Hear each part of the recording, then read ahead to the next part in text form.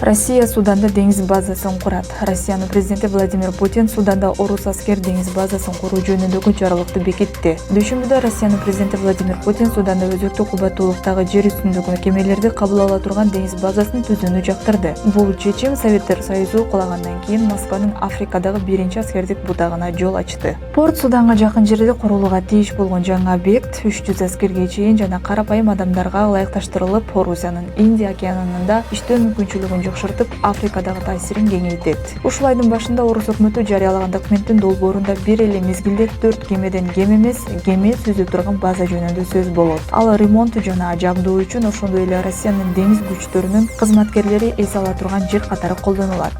База үчүн жер Судан тарабынан акысыз берилет жана Москва жаңы объектини колдоо үчүн Судандын аэропорттору жана порттору аркылуу керектүү куралды, оок-дарыларды жана башка ашаймандарды ташып келүүгө укуктуу. Москва Бириккен Улуттар уюмунун 54 мүчөсү болгон континент, ири минералдык запастар жана Россияда жасалган курал-жарактын кирешелүү базарлары болгон Африкадагы таасирин күчтөөнү көздөп жатат.